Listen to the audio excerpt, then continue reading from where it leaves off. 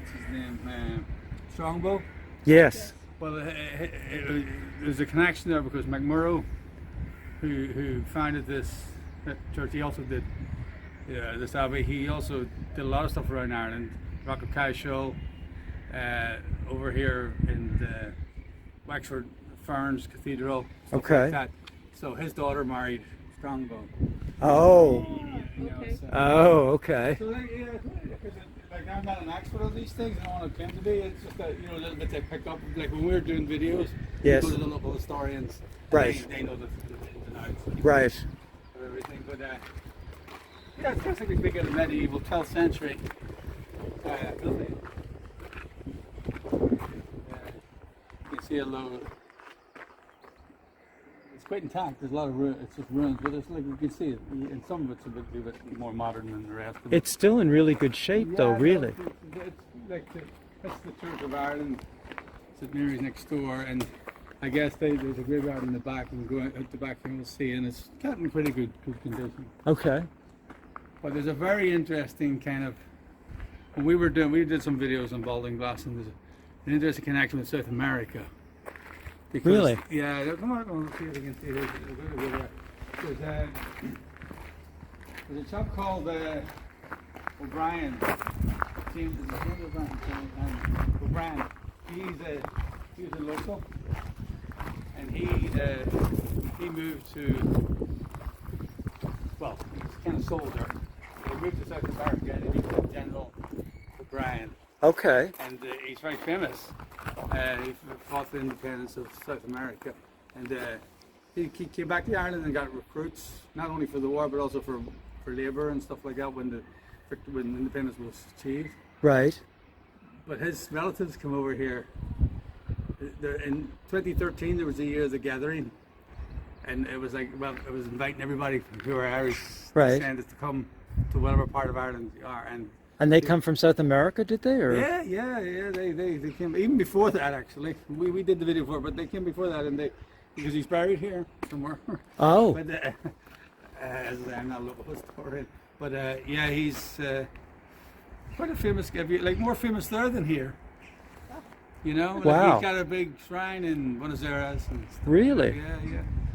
And is he would have been, what, 19th century, or was it? 19th century. Okay. 19th century, and he died on the way back. He died. He was traveling from Portugal, Right. to Argentina, and he died on the way back Ah. on one of his trips. I always wondered, we watch a fair amount of history, like all over the world, but in South America, I always wondered that where's all these like Irish and sort of German names and all scattered throughout surnames throughout South America. I always wondered about why that is, but I guess the Irish kind of made their way all over the world. They did in that time, and there was obviously a lot of them were fighters, and there was lots of wars going on like that, fighting against so that they appreciated imperialism. Fought against imperialism. Right. And yeah, it's not uncommon to find Irish people involved all over the world in these fights. In fact, I just actually learned recently, the British Empire, the first hit that it took, and everyone else was watching it, was Ireland. When the Irish rebelled, like India and Africa and the parts of Africa, they all followed suit. Yes. They were watching what was going on. Right. And that what was a successful way of repealing that influence. Because India would have been 25 years or more after Irish got their independence, something like that. Yeah, right. And then the thing is that you see the British were so good at what they did. They were so good at manipulating. And the thing is, just to be objective about it, they're going over and they want to rule these. But how do you rule a place that's got millions and millions of people? Right. You put insiders in charge, and they do your colonial deeds for you. Yes. Because they're and when they left Ireland, this might sound a bit controversial to some of my friends, but when they left Ireland, they did exactly the same thing everywhere. They left their friends in charge. Right. So the people who end up ruling Ireland, no matter what way you want to paint them in history, most of that was because of the connections. Yes. When the colony was flowing. Like, it can't. The British weren't here to do it. It was you know. Right. So Irish people were fighting for home rule and stuff like that, which is fine. But because of the difficulties in getting that, it moved on to, okay, let's get them out. Let's get our own country. Right. You know? Right. And so that's why you had a civil war after the rebellion. You know. Right. Yeah. But this is cool. We're bringing in the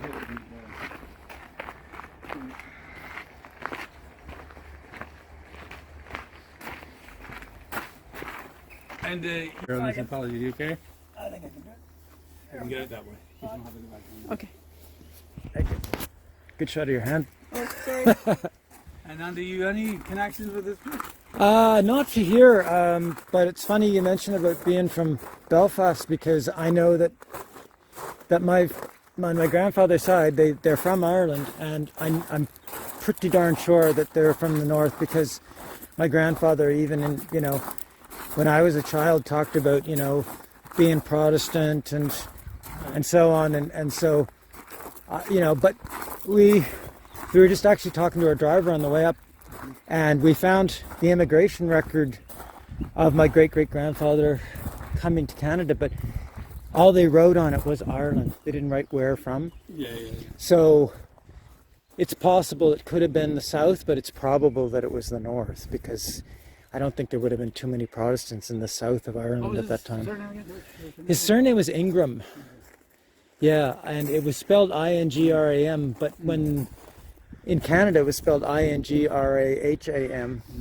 So, and when you start doing research into family history, you run into so many things about, somebody spelled something wrong on an immigration record, they changed the name, or they didn't know how to spell it right, so it's really hard to trace. Yeah, it doesn't make it easy, does it? No, it doesn't. No. This here little pyramid, for want of a better word. Yes. That's Lord Stafford is buried there, or maybe his family is as well. Lord Stafford? Excuse me, yeah. There's a place just up here, Stafford on Slaney, that's named after him. Okay. But he was responsible for establishing the town. So anyway, it's probably through history or whatever. Okay. But I mean, the actual abbey itself, when an abbey obviously is built, it's a long time here. But they were responsible for industry. There's a mill race here you see on the Slaney. Yes.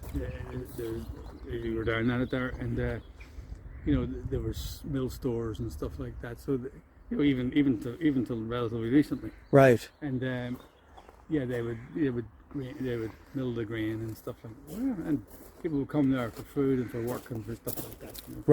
Right. Yeah. Well, it's we're over and visited one abbey in. It would have been in Chard in the UK, which is in Somerset, I think. It's called Frome. Was it not Frome Abbey? It's Ford Abbey. And it was the same sort of story. Like, they had lots of cattle. They had I think they had a mill there. It was a center of industry. Like, these abbeys seem to be, sort of the centerpiece of a lot of towns, I guess. Mm-hmm. But yeah, it's so interesting to see it. Like, it's one thing to see the videos, which are awesome, but it's another thing to be here, and to see it. There's no comparison. I mean, obviously, the more you look into something, the more interesting it is as well. And it takes time then to appreciate. I mean, you're going to have a beautiful drive when you go from over the mountains to. Yes. It's really, really, really beautiful. Well, we're going to Glen. I think it's Glen. We're going to Glendalough next. Next stop. Yeah. It's on the way. It's halfway between here and. Yeah. And, yes, you won't be disappointed. You've seen pictures of Glendalough, I'm sure. I've seen photos of it, but I've never been. So, yeah. I mean, a lot of times what happens, like, I was to Ireland 17 years ago, but it was mostly just Dublin. It wasn't, and it was a bus tour, but I just felt like it was hard to really connect with anything, because you spend a lot of time in the bus sort of watching things go by, and then queuing up with other tourists at I don't know where. A lot of people do that, and that's all they do. And it's fair enough. It's just a way of doing. It's like ticking a box. I've been there, done that. Yes. But you can't really expect too much from it. You just can't. I mean, No. it's all about getting around. Yeah. You'll see beautiful places you never had a chance to see. No, that's true. Probably when they Cliffs of Moher and things like that. Or you've been over to the west. I think because It's quite famous in revolutionary context. You know, it rises there in Ludwig Willow, where I was talking about that mountain. You know, it's just over this way. Okay. Maybe about 15 miles away. Right. And it comes down along here, and it ends up in Wexford. And there's Wexford Bay, Slinny, so it grows all the time as it goes along. Right. But it's connected to so many battles for like the rebellion 1798, you know, with the pikemen, and that was like the River Slaney above in Enniscorthy there, Vinegar Hill. It's a famous place. If you've got that record, you remember, look at all these places up that I'm talking about. Okay. That's quite famous. It was the songs, Bull of Ogue and stuff, Irish rebel songs. And Okay. So tells you all about the history of the songs. I'm not singing. If you had that camera, I'll make it a plot. No, I'm joking. But anyway, yeah, it's the river itself is, you know, it's full of history. I mean, most rivers are in Ireland. Like we did a whole series called the River Liffey Stories. Right. And if you're, I don't know if you're on Facebook or anything like that. Yeah, we're on Facebook. Type in the River Liffey Stories. Okay. And it's amazing.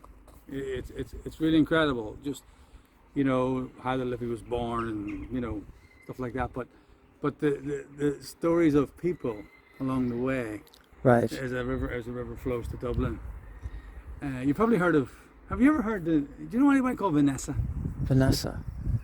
No, not offhand. You probably something come to mind. Well, that name was. You've heard the name Vanessa. Oh, yes, I've heard the name for sure. Well, that name was originated on the Liffey.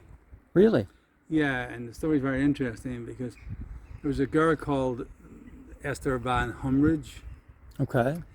and you have heard of Jonathan Swift? Yes. Jonathan Swift, she was a lover of Jonathan Swift. Okay. Much younger, Okay. in her 20s, and he wrote beautiful love poetry about her. And Right. her father lived, as the name suggests, they weren't Irish, but he moved from England. He was a businessman, and he bought the Abbey. He built it or bought it, I think he bought that's the Selbridge Abbey, which is Okay. on the Liffey.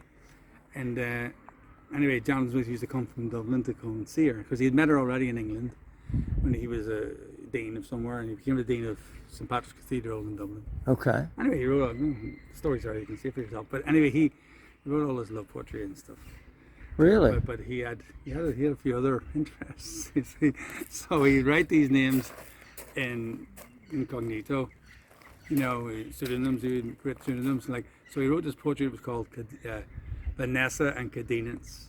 Cadinance, so he was the dean. Cadinance was his name, and Vanessa was her name. So he took the Van from the Van Humbridge, Right. and the Essa from Esther, Vanessa. So that name did not exist. Oh, before. really? Yeah. Is that right? I didn't know that. Yeah, there's loads of stories like that. Really? And in that story that we did, you know, you see the Abbey where it is, and the Laurel walks. Every time he would come, he planted a laurel. She planted a laurel to remember, and that walk is still there. Yeah, you know, it's Interesting. loads of stuff like that. Really, connected to the river, and those, she found out about one of his interests, Stella, who's, some people say he married her. He's buried with her in St Patrick's Cathedral. Okay. But yeah, she went and she wasn't happy. She wasn't happy. And so anyway, not too long later she died, but she told her relatives to publish the poems when she died. Aye. That's how we know the story. And that's interesting. Yeah, we didn't get a chance to watch all of your videos. You know, we kind of focused in on. Oh no, they're not even on that page. We have a business page. Oh, do you? Okay. Yeah, Billy and Blake. Okay. But they're all on Facebook for people to see. Right. Yeah, it's amazing to be here. It's such a long way to come too. It's a long way for me as well, like just physical journey to get here, you know. Years of recovery and everything to get here. So it's just amazing to be here, and we're just Take it in, and so blessed to be with such amazing weather. I just envision it as you hear the English and the Irish complain about rain all the time, and so I just figured oh God, we're going to be over there and we're going to be under our umbrella all the time. But it's been perfect. It's a myth, you know. I mean, yes, the weather's very changeable here, But if you counted up the days of rain we get in the year, people would be shocked. Even people who live here. Really? Yeah, you know, like we do have a lot of fronts, and they come from the Atlantic, but they're very fast. Moving even through. now, they're moving very fast, even though it's a good day. Right. You know, and yeah, no, it's like obviously the west of Ireland will be wetter than the east. Yes. They're right on the Atlantic. Yes. But you know, no, it's there's rain. Of course, there's rain, but it's not. Well, we get, I mean, in Nova Scotia, we get a lot of rain. Yeah. We get, and You're on the coast, we get, aren't you? yeah, absolutely. Yeah. So it's a coastal climate as well, except it's a hell of a lot colder than here. Colder Oh God, yeah. in the winter, like. Wintertime, it's not uncommon to get -20 to -30. Oh no, it's really mild, this country here. You know, we it's- had 1 or 2 winters like that, and we can remember them. Yeah, How right. they are, Right. You know. It's not like it's an every year thing. No, we Yeah. didn't snow hardly this year at all. You know. Oh, that's Sprinkling, nice. that was it. No, it's nice.